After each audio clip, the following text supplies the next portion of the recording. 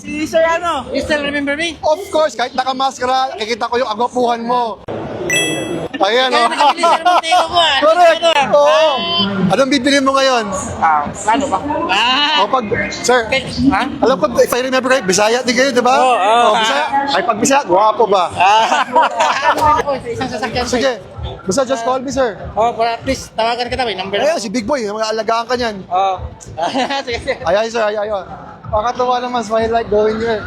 So I see also a lot of agents na friends natin, managers, and of course, our previous clients. Nakakatawa naman. I'm so happy. Okay, let's go to Uwagi. Let's help out. And hopefully we can buy a car today. Let's go.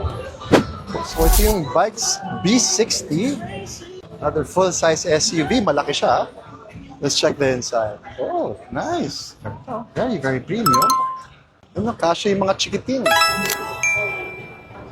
So this is the 08 na likid ko. We did a vlog about this the last time. For Radar naman, ang specialty nila is the pickups na hybrid and EV. Yun ang specialty ng Radar. Ganda.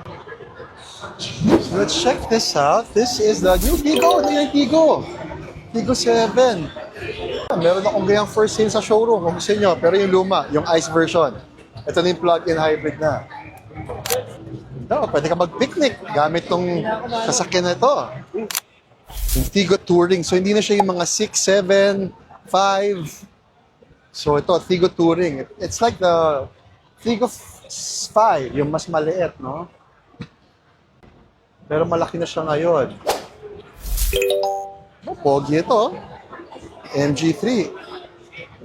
Hatchback siya. GS hybrid na talaga siya. Oh.